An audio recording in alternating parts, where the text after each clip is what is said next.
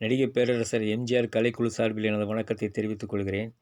இன்றைய தினம் நான் பார்க்க போவது மக்கள் திலகம் நடிப்பில் கேஆர் விஜயாவின் காமாட்சி ஏஜென்சிஸ் மற்றும் ஜிஎன் வேலுமணி கூட்டு தயாரிப்பில் வெளிவந்த நான் ஏன் பிறந்தேன். நான் ஏன் பிறந்தேன் வெளிவந்தது 1972 ஜூன் மாதம் 9ஆம் தேதி. 1972 மட்டும் மக்கள் திலகத்திற்கு 6 படம் வெளிவந்தது. 6 படத்தில் நல்ல நேரம் ஒரு பெரிய பிளாக் பஸ்டராக அமைந்தது. நல்ல நேரத்துக்கு அப்புறம் ராமன் தேடிய சீதை கொஞ்சம் மீடியமாக போச்சு. அதுக்கப்புறம் வந்த படம் தான் நான் ஏன் பிறந்தேன். இது கேஆர் விஜயா, அவங்க கணவர் வேலாயுதம் மற்றும் நாகேஷ் மக்கள் திலகத்தை சந்தித்து நான் ஏன் பிறந்தேன் பட விஷயமாக பேச வந்திருந்தாங்க. அந்த நேரத்தில் எடுத்தது. அப்புறம் பார்த்திங்கன்னா நான் ஏன் பிறந்தேன் நல்ல வெற்றி படம். சென்னையில் 4 தேட்டரில் ரிலீஸ் ஆச்சு. குளோப், கிருஷ்ணா போன்ற 4 தேட்டரில், பழனியப்பா எல்லாத்துலேயும் 50 நாள் ஓடிச்சு. 50 நாள் தாண்டி ஓடிச்சு. 77 நாள் வரைக்கும் ஓடிச்சு. மற்ற ஊர்களில் 84 நாள் வரைக்கும் ஓடிச்சு. மதுரையில் வசூலை பார்த்திங்கன்னா 10 வாரத்தில் 2,75,000. ஆனால் அதே நேரத்தில் 100 நாள் ஓட்டப்பட்ட கர்ணனின் வசூலை பாருங்கள், 1,84,000 86,000 போட்டிருக்காங்க. அவ்வளோதான். அவங்களோட எண்ணமே 100 நாள் ஓட்டிகிட்டு போகணும். எந்த தேட்டராக இருந்தானே சும்மா ஆளே இல்லாமல் பற்றிட்டு போகணும், மாடு பற்றின மாதிரி. இதுதான் அவங்களுடைய படத்தினுடைய லட்சணம். திருநெல்வேலி லட்சுமியில் 50 நாளில் 1,10,000. ஆனால் மக்கள் திலகத்தின் படங்கள் அப்படி இல்லை. அவர்களுடைய படங்கள்லாம் 100 நாள் எல்லையை தொடர்றதுக்காக அவங்க என்ன செய்வாங்கன்னா மெதுவாக ஓட்டிகிட்டு போவாங்க. இது இலங்கையில் 9வது வாரமாக யாழ் ராணியில், இலங்கையிலேயும் நல்லா ஓடிச்சு இந்த படம். நல்ல ஹிட்டு.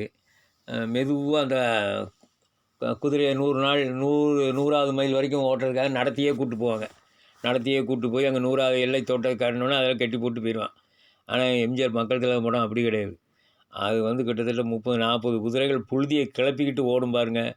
அந்த ஓட்டத்தில் கண்ணு மண்ணே தெரியாது. அந்த அளவுக்கு முதல் 4 வாரம் 5 வாரம் பயங்கர கூட்டம் எல்லா தேட்டர்கள்லையும். ஆனால் இப்படிலாம் சிவாஜி படம் ஓடாது. ஆனால் எவனோ ஒருத்தன் நம்மகிட்ட உயிர் எடுத்துக்கிட்டு இருக்கான். தாயை காத்த தனைன்னு 1962 வருஷம் அதுதான் பிளாக் பஸ்டர் படங்க. அன்றைக்கி ஆலயமணி 8 தேட்டரில் ஓடிச்சே அப்படிங்க. 8 தேட்டரில் ஓடினா வெட்டி படமா? 50 நாள் எத்தனை தேட்டரில் ஓடிச்சு உனக்கு? அதை சொல்லி பார்ப்போம். 50 நாள் 12 13 தேட்டரில் ஓட்டிட்டு 8 தேட்டரில் 100 நாள் ஓட்டிடுவாங்க. ஓட்டிட்டு அது பெரிய வெற்றி படம் அப்படிம்பா. அது எப்படி வசூல் வரும்? இதை தானே ஆர்வி உதயகுமார் சொன்னார்.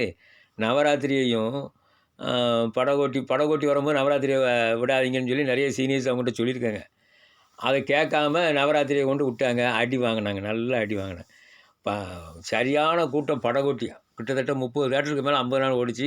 தொடர்ச்சியாக வெளியான அத்தனை தேட்டர்லேயும் அது ஓடிக்கிட்டே தான் இருந்துச்சு. அந்த படம் நிப்பாட்டவே முடியல. அந்த அளவுக்கு அது ஒரு பயங்கரமான வெற்றி. எங்கள் வீட்டு பிள்ளை தான் நிப்பாட்ட முடிஞ்சுது. அதனுடைய ஓட்டத்தை தடைப்பட முடிஞ்சுது. மற்றபடி அதனுடைய வெற்றியை யாராலும் தடுக்க முடியவில்லை. இந்த படத்தில் பாடல்கள் சங்கர் கணேஷ் ஏற்கனவே மக்கள் திலகத்தை இன்னொரு படம் இதே வேணையும் அவர் தான் போட்டிருக்கார். இதே வேணா ஒரு அருமையான பாடல்கள் அத்தனையும். அடுத்தது பார்த்திங்கன்னா நான் ஏன் பிறந்தேன். நான் பிறந்தேன் முதல் பாட்டை பாருங்கள். நான் ஏன் பிறந்தேன், நாட்டுக்கு நலம் என்ன புரிந்தேன் அப்படின்னு வரும் பாட்டு. அந்த பாட்டுலேயும் ஒரு இதை சொல்லுவார், ஒரு நல்ல கருத்தை சொல்லுவார். என்ன சொல்லுவாருன்னா, எல்லோரும் வெட்டியில் உட்காந்து தண்ணி அடிச்சுக்கிட்டு இருப்பான். டேய், நாட்டை இப்படி கெடுத்துடாதீங்கடா, நாட்டுக்கு நீ என்னடா செஞ்ச, நாடு எங்களுக்கு என்ன செஞ்சதுன்னு கேட்பாங்க. நாடு என்ன செய்தது உனக்கு அப்படின்னு இவர் பாடுவார். திருப்பி பாடும்போது அந்த மக்களுக்கு எல்லாம் படிப்பினை. நாடு உனக்கு என்ன செஞ்சேன்னு நினைக்காத, நீ நாட்டுக்கு என்ன செஞ்ச. ஒவ்வொரு குடிமகனும் நாட்டுக்கு செய்ய செய்ய நாடு உயரும். அந்த காலத்திலே பாடி வச்சுருக்காங்க. வரப்புயர வான் உயரும் அப்படின்னு வரும் அந்த இது. அப்புறம் அடுத்த பாட்டை பாருங்கள். தம்பிக்கு ஒரு பாட்டு, அன்பு தங்கைக்கு ஒரு பாட்டு, வாழ்வில் நம்பிக்கை வருவதற்கு இங்கே நான் பாடும் பாட்டுன்னு வரும். அந்த பாட்டும் ஒரு நல்ல அருமையான மெலடியில் போட்டிருப்பார் அவர், நம்ம சங்கர் கணேஷ் நல்லா முழு திறமையும் காமிச்சிருப்பார் அந்த படத்தில். அப்புறம் இந்த பாட்டு, உனது விழியில் எனது பாவை உலகை காண்கிறேன்னு வரும் இந்த பாட்டு. இதுவும் ஒரு அருமையான அவுட்டர் ஷூட்டிங்கில் நல்லா அருமையாக எடுத்திருப்பாங்க இந்த பாட்டு. நல்லா சூப்பராக இருக்கும் அந்த பாட்டு. ஃபேமிலிக்கெல்லாம் கேஆர் விஜயா வருவாங்க, மக்கள் திலகம் 2 பேரும் சேர்ந்து நடிக்கிறது ரொம்ப அழகாக இருக்கும், ரொம்ப அருமையாக இருக்கும். நல்ல நேரம் படத்தில் வருது அந்த பாட்டு, டிக் டிக் டிக். அதுக்கப்புறம் இந்த பாட்டு ரொம்ப ஃபேமஸ்ஸு. ஆக இந்த படம் பாடல்கள் அருமையான பாட்டு. இதுக்கு அடுத்தாப்பில் ஒரு பாட்டு வரும் பாருங்கள். நான் பாடும் பாடல் நலமாக வேண்டும், இசை வெள்ளம் அப்படின்னு வரும் அந்த பாட்டு. அது வந்து காஞ்சனா வந்து நடக்க முடியாமல் இருக்கும்போது அவர் நடக்கணும் அப்படிங்கிறதுக்காக அந்த பாட்டை பாடுவார். அந்த பாட்டும் ரொம்ப பிரமாதமாக இருக்கும். அ அதுக்கிடையில இந்த ஒரு பாட்டு, "என்னம்மா சின்ன பொண்ணு என்னவோ தேடும் கண்ணு நானும் உந்தன் ஜோடி அல்லவோ." இதுவும் எம்ஜிஆரும் காஞ்சனாவும் காஞ்சனாவும் நல்லா பண்ணியிருப்பாங்க. இந்த பாடல் சூப்பரா இருக்கும். நல்லா அவுட்டரில் கொஞ்சம் இதெல்லாம் போட்டு, மேக்கப்லாம் போட்டு டிஃப்ரெண்ட் ட்ரெஸ்ஸஸ் எல்லாம் காஸ்டியூம் கொடுத்து நல்லா எடுத்திருப்பாங்க. இந்த படத்தில் இந்த பாட்டு வந்து ரொம்ப ஃபேமஸ். "என்னம்மா சின்ன பொண்ணுங்கிற" பாட்டு ரொம்ப ஃபேமஸ்ஸு. ஆமாம். அதுக்கப்புறம் வந்து நம்ம நான் பாடும் பாடல் ஏற்கனவே பார்த்துட்டோம். நான் பாடும் பாடல் நலமாக வேண்டும். அப்புறம் பார்த்தீங்கன்னா, அ நிறைய பாட்டு இருக்குது. அடுத்தது வந்து "சித்திரச் சோலைகளே உனை நன்று சிரிக்க." ஆமாம். அந்த பாட்டு வந்து பாரதிதாசன் பாட்டு, "சித்திரச் சோலைகளே."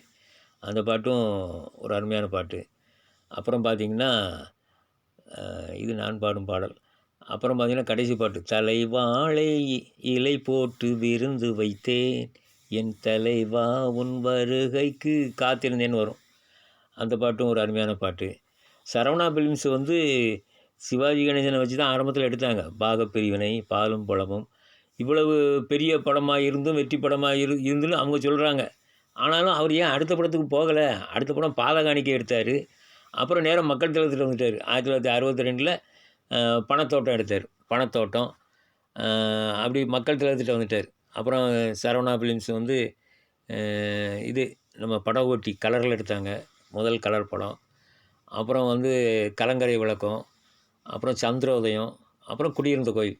இப்படி வரிசையாக எம்ஜிஆரை வச்சு தான் எடுத்தாங்க. அவங்க வந்து திருப்பி போகவே இல்லை அந்த பக்கம். ஏன்னா அது தெரியும், அங்கே போனால் மீள முடியாது.